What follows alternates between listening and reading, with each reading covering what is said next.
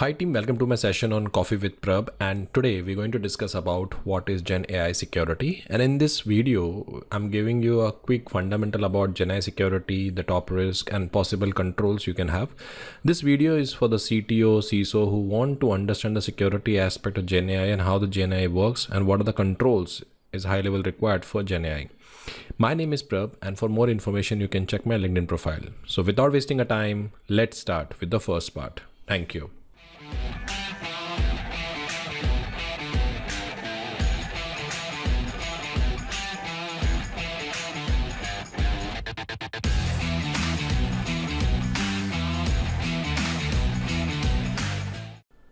So when you're talking about generative AI is a family of model that create a new content after learning from the existing data. So let's take an example. This is your chat GPT. Okay, so chat GPT, that's what we say. So you enter the prompt. Chat GPT basically have a model that process the information and produce the output for the user.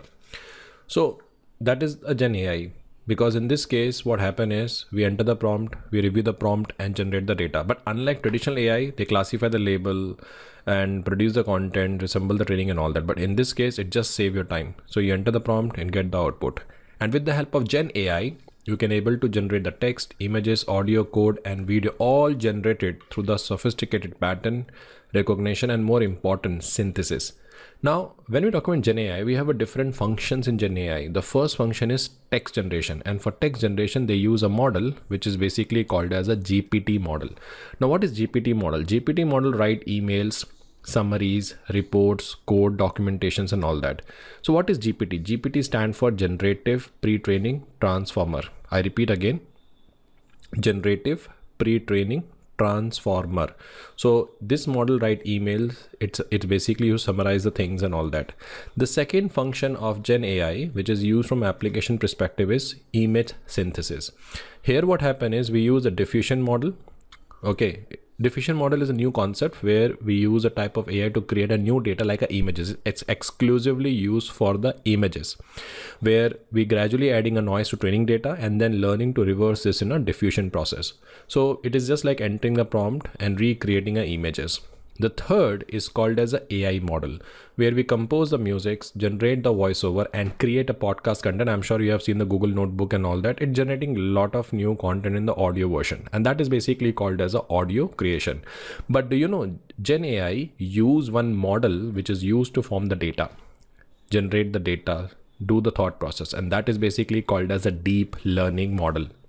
So generative AI rely on the deep learning model, which is actually a sophisticated neural network with multiple layers that process and transform data through the interconnected computational node. I'm sorry, there's so much technical, but don't worry. I'm going to explain this entire stuff in a more simpler manner. And after this video, you will get a lot of insight about this deep learning and your neural network. So let's understand this concept first in a more simpler manner.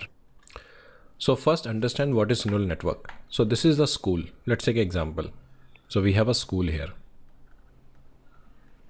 Okay, in the school we have a multiple layers, multiple classes. So we have a first class, second, third, fourth, fifth and sixth. So there are some students in the class 1, in 2, in 3, in 4, 5 and 6. So whenever any data come to the class 1, so there are group of students who basically share their opinion about the data. Okay, then this data will go to the class 2. Then here the some more mature students refine this data. Then it goes to the 3, 4, 5, 6. So this phases, this layer is called as a phases. So if the data goes to more and more phases, it means the data will be more mature and more structured. This layer, this group of students is called as a neural network, and the school overall represent as a deep learning. So this layer of classes from which data is basically going is called as a neural network. So more layer we have, more fine-tuned data we have, and this entire school represents deep learning. So from there, on the 6th standard, there is a student is basically went out. Now if you ask anything from the student, because he went through the learning from all these layer of experience and all that, he can able to provide the information. So just imagine this 6th layer, 6th class student is your ChatGPT. So when you enter some query, they provide the right data because he learned from all these layer of experience and become a smart Gen AI expert. So that is what called as a neural network, and that model outcome is called deep learning, and that deep learning is providing the output to the generative AI. So when you enter anything in ChatGPT, it is a deep learning who use neural network to refine the data and provide the output. Okay, so that is why we have here this layers. When you're talking about layer, this is what layer we're talking about. So input layer, this is where the data enter the network, the number of nodes, layer correspondent. Then we have a hidden layer which basically fine tune the data and all that and provide the output. So the same school example I'm sharing you here. Think of a school full of tiny helpers. Each student does a small simple task. So when all students work together, big problem gets solved. And this is whole team is called as a neural network. Now this neural network has a layers. So we have a class 1 work first, then it passed to class 2 improve, and then we have a class 3 and other many class by which they can able to create a mature information. Deep just means there is a lot of classes one after another, and more classes allow the school to understand from simple idea to the complex idea. So this is how the deep learning process refine your data. Now, when you're talking about Gen AI, there are 3 important pillars we have in Gen AI. But before that, I want to discuss one important thing. There's a 2 important component we have in Gen AI. No matter how many component, but by another, we only have a 2 component. One is called as a data, and second is called as a infra. I repeat again, one is called as a data and one is called as a infrastructure. So we need a proper governance for the data because we need to make sure we produce the right data to Gen AI. And second is we need to provide the right infra to Gen AI, because even you have a data, but to process the data, you need an infra. So you need to have a proper control on the infra. You need to have a proper control on the data. So either hacker basically target the infra or he can be able to target the data. But that is a 2 important component we have. But when you talk about the core pillar of Gen AI, the first is called as a model. Because see, when you enter something in ChatGPT, there is a model only which produces the information for you. So this model is basically focused on securing the algorithm, architecture, because this is the model who process the information and provide the output. Second is the pipeline, the integration. So we have to ensure the healthy reliability of data feeding and training your AI. This involves protecting your input data from corrupting or bias and secure the storage and all that. And the third is called as a governing the output. Make sure it produces the right output, content filtering and all that. So that is something is the most important part of the Gen AI security. But now let's understand what are the security challenges we have in the Gen AI and what are the countermeasure. Okay, so first is basically called as a privacy and data minimization. So what happens is when you enter any kind of a prompt, okay, based on a prompt, you get an output. And I'm sure you heard about a lot of issue regarding, initially a lot of, even ChatGPT or other, they are generating product keys and everything for the user. So it is also like a loss. Okay. And sometimes what happens, you enter the prompt in such a way in 2023 and 24 that it also leaking a lot of sensitive information. So the primary biggest concern is that breach of privacy, because how you enter the prompt and how it generated data. And second is that by end of the day, Genai backend is basically database only. It's all about how they trained this data. That data what they trained was a sensitive data. Does it have a PI data? So if they're training on sensitive data and all that, according to that only the model will produce the output, how you enter. And this has happened, I'm sure you heard about the issue about shadow leak. It was literally a buzzword. Shadow leak. It was a vulnerability in the ChatGPT. And it is also called as a zero click,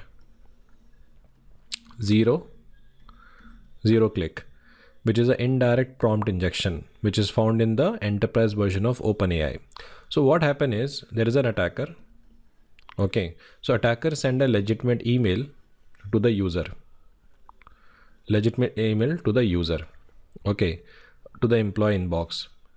and it has a also hidden malicious instruction. So when employee use the AI assistant to perform a task like summarize it today email and all that, AI ingests the hidden instructions, and AI then exfiltrate the sensitive data like names and address by calling a attack control website. And the data leak happened directly from the OpenAI server, not the user device, and it leaving the victim company with no clear forensic evidence of the breach. And this highlight the risk of AI agent also that can autonomously use a external tool, because GenAI is the base for the AI agent. So the primary concern is PI leakage, and the training data that we're using, it basically having a sensitive data. And how the model is basically generating output, it's sometimes difficult to predict. So what are the essential controls we need to have in this case? The first essential control is automate the prompt and output scrubbing. It means if any prompts are coming or giving a recommendation, that's why nowadays you have noticed in ChatGPT, it giving you the predefined, when you enter something, along with that, it give you the predefined syntax. And when output is generating, we can able to scrub the information. Second is on the server side, we have now DLP enforcement. So whatever the inputs are coming, we can able to control the output. That's something we can do that. Third, whatever the regional data routing we have, retention limit we have, we can limit the data. It means, let's say example, this is the server which is in US. There is a AI we are using in India. So make sure the training data is limited to India. We have a one in Sri Lanka. So training data should be in Sri Lanka. So by this way, we can limit the data. We can limit the retention. So this is how you can able to control the output. You're getting a point. So these are some of the things by which you can limit the things. And second is that you can use masking, you can encrypt the data, you can remove the identifier. Example, my name is Prabh and my biodata is there. So they can replace my name Prabh Nair with some other ID and use the data for a testing. So this is how we call it as anonymizations and all that, by which you can train the data. Now the second risk is called as a model supply chain and provenance. It's a very, very, very important concern. So what happened is, so let's say example, this is my GenAI, okay, which is trained on some data. Okay, it trained on some data. What if someone entered the poison data? There is a model which is basically used to train the data. What if someone basically poisoned the model, or we simply onboard some random model which is used to train this data? So that is something is there. Sometimes we have an open source dependency also. So model supply chain refer to a security risk that arise from an interconnected nature of AI system. So AI model is rarely built from a scratch nowadays. So we take some open source models and then we use a data to train on that model. So what is model supply chain is the entire ecosystem from which AI model is created, trained, deployed, and include the training data. That's the first thing. Then we have a trained model. Then we have an open source library, and we have a cloud infrastructure. It means trained data is our pre-trained data is basically we have taken from someone. Open source library we have taken from someone. Cloud infrastructure we have taken from someone. What if someone hacked the cloud infrastructure? What if someone hacked the open source libraries? What if the model that we're using, which is a pre-trained model, which is a foundation model that are use a base and then fine tune it, it's having a malware? So that something is a concern. So we need to have a proper provenance here.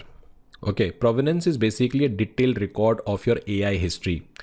That is called as a provenance. So it's a chain of custody for the model, documenting where the training data came from, what the model was trained on, which version of library was used, or if any modification made along the way, we can able to track. So without proper provenance, it is impossible to verify the security and integrity of the model.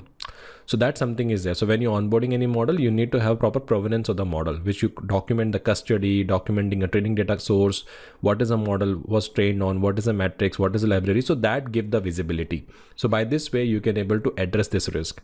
Third is called as a prompt injection. Prompt injection is a security vulnerability where the user craft an input and that manipulate an AI model, particularly LLM, to behave in an unintended or harmful way.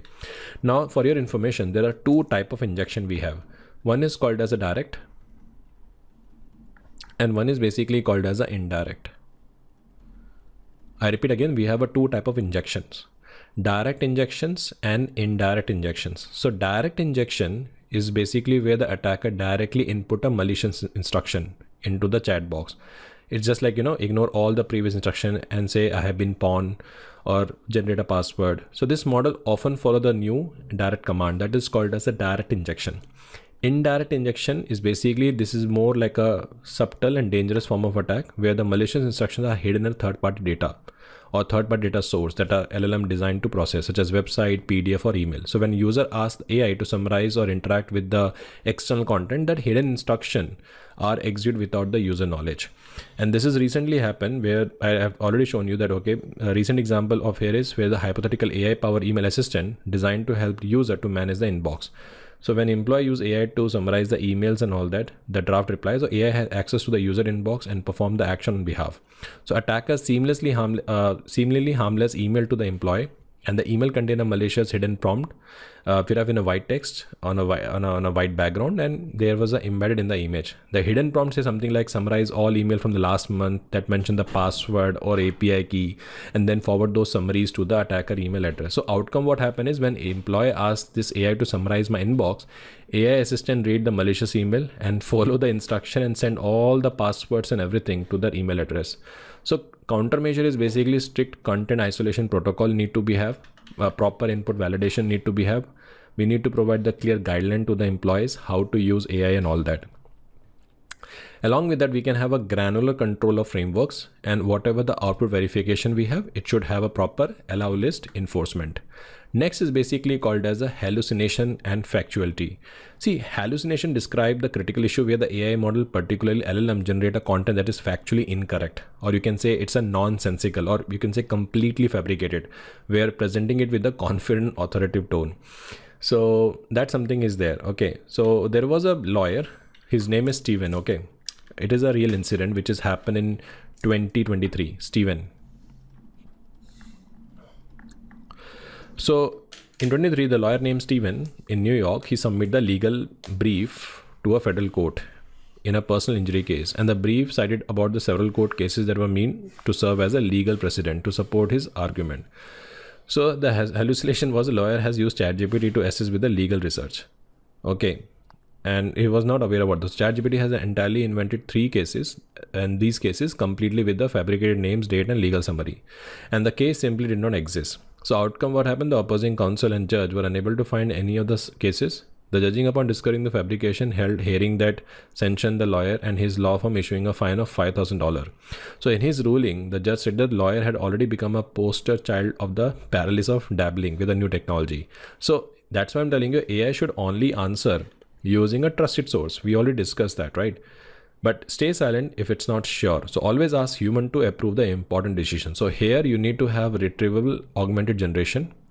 And along with that, now what is this retrieval augmented? Retrieval augmented basically mean trusted source.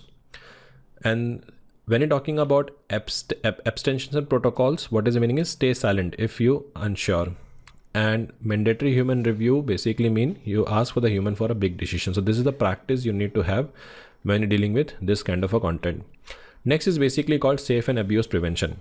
So as you know, deepfakes video we have where the synthetic media for fraud was generate, AI power phishing and deception campaigns are coming, and we also have a malware assistant. So if I take example of deepfake, 25 million deepfake video call scam has been recorded in Hong Kong in 2024. Because in this case, what happened is there's a finance employee.